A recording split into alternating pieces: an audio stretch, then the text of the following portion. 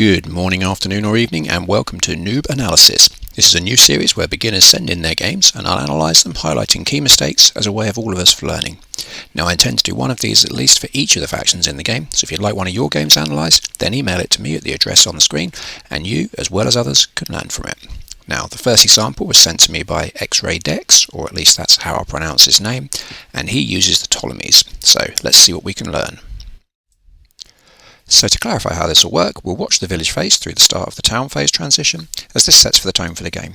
Then we'll watch XxRAYDExX's development. We're going to see how well he follows the key 3 principles that move you from beginner to intermediate player. And just to remind you, these are: make sure you're always training citizens, which as we can see he currently is, collect resources as efficiently as possible, and make sure you get good knowledge of the map and keep up the vision. So more detailed explanations of these, if you want them, are in the marginal gains video that is linked on the screen right now. But anyway, let's see how he does. So to begin with, he's done exactly what I would expect. It's fairly standard for the Ptolemies. Actually, so that he hasn't done exactly what I'd expect because he's not set anyone to build a house. Now, if you're not aware, the Ptolemies houses are free, but they take forever to make. So you're going to want to be building those, like set them up, just dot them everywhere. So you normally expect a Ptolemies player to have houses here, just foundations absolutely everywhere, because it doesn't matter, and he's not done that. So you can see he's already got 18 people that's already been produced. He's doing well to keep his production up, but he's going to be housed very shortly, and that's that's not really very good.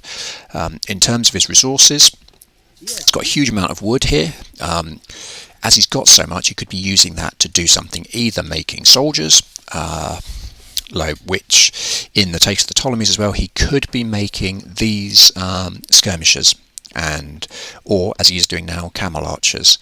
They're not in the immediate vicinity much in the way of extra hunting stuff. There's this sheep over here, but that's it that's in his vision range at all. So what I would hope is that once he has, in fact now he could start doing it, he could send this camel, should be off scouting around the map, trying to find out a bit more about his surroundings. So he's stopped and just gathered those sheep, but the stuff that's up here, he's totally unaware of that, which isn't very good, because at the moment, if you look at the map, it looks like there's not a lot of wood around. And if we take what he could see at the start, which is up to his foundation, he wouldn't have known, for instance, about this wood or this wood if he hadn't gone over there. And these trees, because I've watched this before, is actually a really large lump of trees and 2 things of stone and some berries. So what he would be looking to do, and equally, if we look again at the different spots, what is not noticed by scouting is he goes, oh, there's a single apple tree there. Well, that's not really worth very much. Actually it is. Look at all these berries that are just on the other side of it. So a storehouse in here would mean that he would be able to collect food absolutely, brilliantly. So he's got his people building houses now, but what he's done is, well, these guys are idle, which is not good. But what he should be doing is, to begin with, you get a group of soldiers and women, whatever, just a big group of people, to build a load of houses that are going to give you a reasonable buffer, because Ptolemies are one of the civilizations that can really develop really, really quickly. So you need to get people building the houses, as I say, with a buffer. So you might set 3 or 4 people, maybe even more than that, to just try and build your first 2-3 houses. That gives you enough spare capacity that then what you can do is get 4 separate people and get them to build 1 house each. Now it takes about 70 seconds, I believe. We can actually find out once one person gets on there. Actually, that's frustrating. I can't actually see, but I think it's about 70 seconds. In fact, we can. What is it? 80 seconds, sorry. But it means that in every 80 seconds, if you've got 4 people building houses, you're going to get an extra 20 population capacity, which in just over under a minute and a half is actually about right. So anyway, what else can we comment on here? So this is fine at the beginning, but he needs to be building, he should have had a storehouse by now, basically. We need a storehouse somewhere, which would not just mean that he would have a much shorter range than he has at the moment, because at the moment he's having to collect the wood over here and then drop it back to the civic centre there. That's too far back. So what he should have done was built a storehouse out here.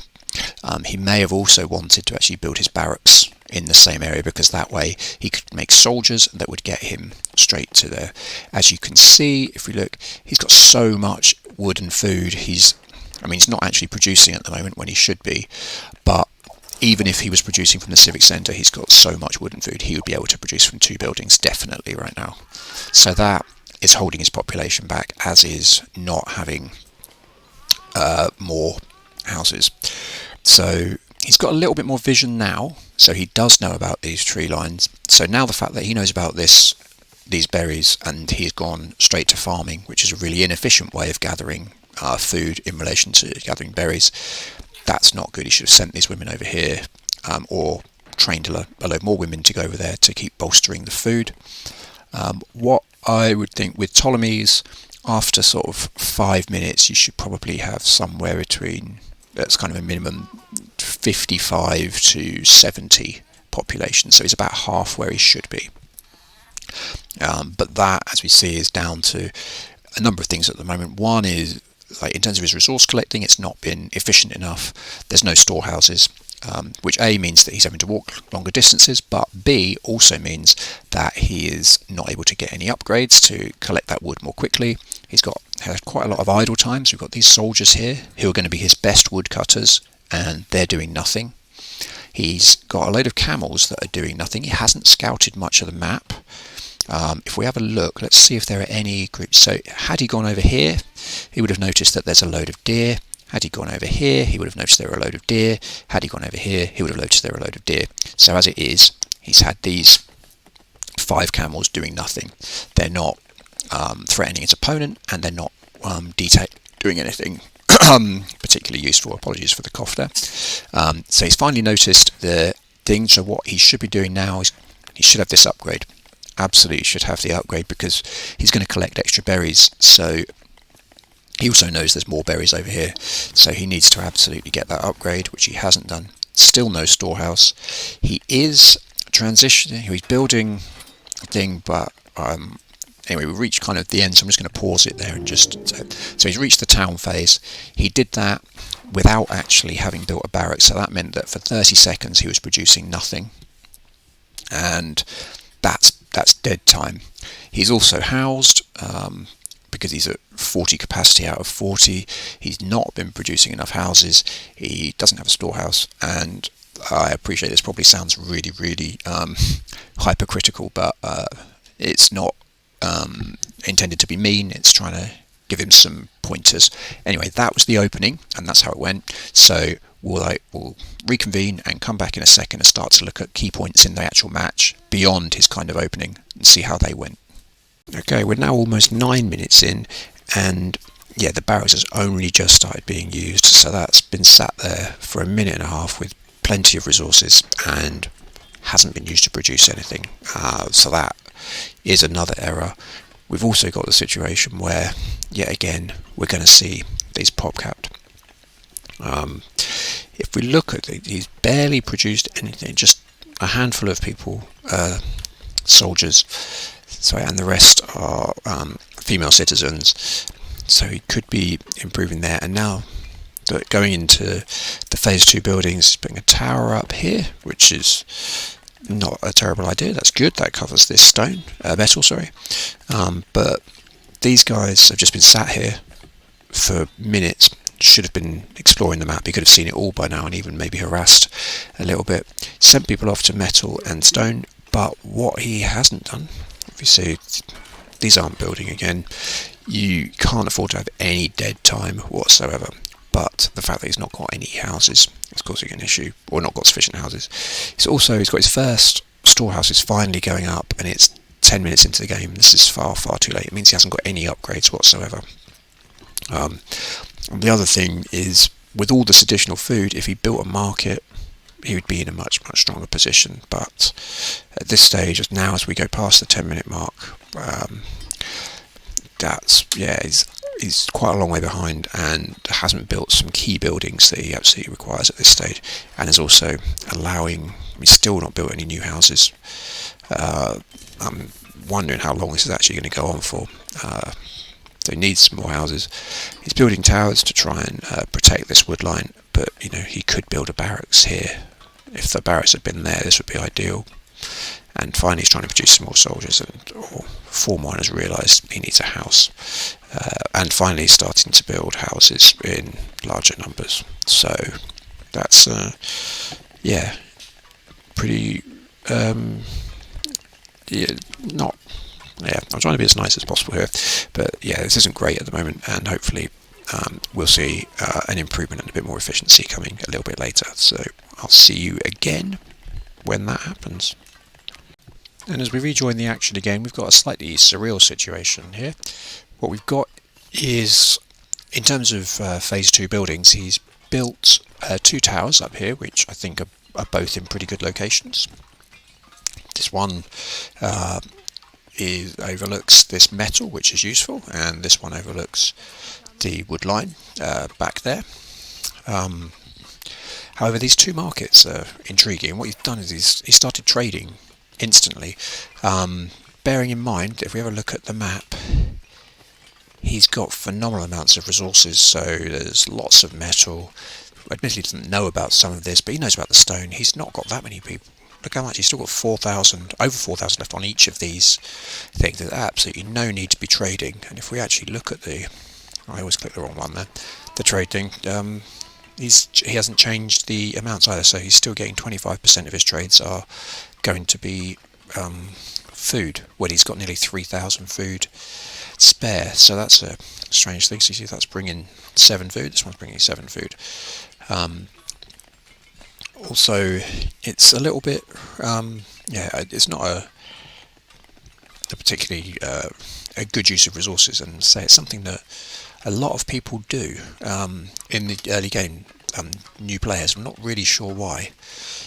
This is another interesting decision he's making here. So he's got 5 spearmen are going into this tower, and another 5 are going to go into that tower. They're people that could be doing something, and they're not.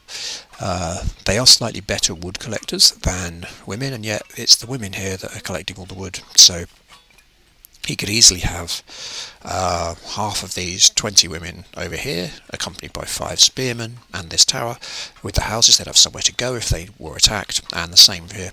As it is, if his opponent were to try any kind of cavalry rush, these 20 women are effectively dead. There's no way that he'd manage to get his men out in time to do something. He's also got these camels. They still haven't done anything. It's still not explored very much of the map, and yeah, this whole trading thing, it's very strange. I think actually we're going to look at his opponent. If I remember correctly, he's doing exactly the same thing. Is he? No, he's not. Okay, I take that back. Maybe he does that a bit later. But see, he's only got 3 fields, which is nowhere near sufficient. I think maximum pop is 200, so 8 fields would be about right for that. However, if he wants to produce a lot of elephants, he might need more fields. But this trade thing, very, very strange. He's going to phase 3 now, so well done for getting there. But his opponent has made it there first. So, having looked really at the kind of development, I assume we're going to have some kind of battle relatively shortly. So why don't we go and see what happens there? So, you can see we're now over 27 minutes into the game. His population's up to 179, which is it's good. He built a lot of houses, which is going to give him his full population capacity. He's not made any attempt to gather this metal. Now, metal is absolutely a critical resource. You can see he's got elephants, they cost a lot of metal, and his skirmishers are all mercenaries, so they require metal. And if he were to build a military colony as well, that also would be full of mercenaries that would need metal. So he needs a lot of metal, but as it is, he's only got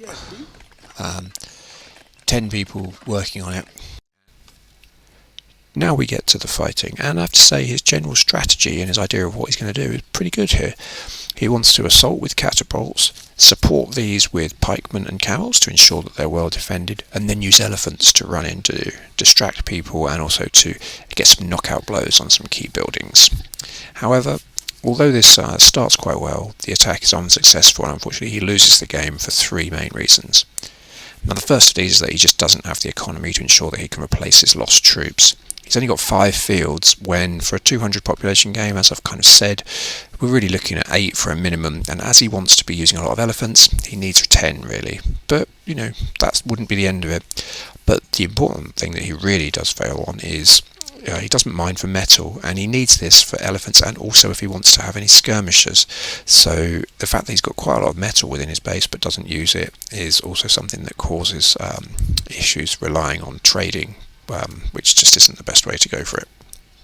Now, the next thing is he doesn't reinforce his gains. So after he's destroyed 2 fortresses and he's moved the front line forward, he's then got some time there to do whatever, and he just builds a temple, and it's quite a long way back from the front line. Now, what he could have done here is add towers, barracks, a military colony, or put a temple or any of these other buildings right on the front line. Even he could do another fortress, and that would be really useful.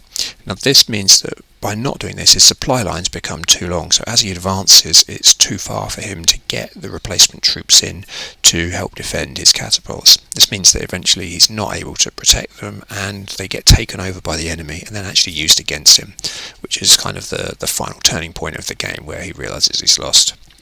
And the final thing I'd mention, which is overlooked by a lot of people but actually is really, really important, is getting upgrades from the blacksmith. Now, he doesn't even build a blacksmith, so he's got no upgrades, and this means that as his enemy was using champion units and supporting them with a very good hero as well, it was always going to be very difficult for him to overpower them.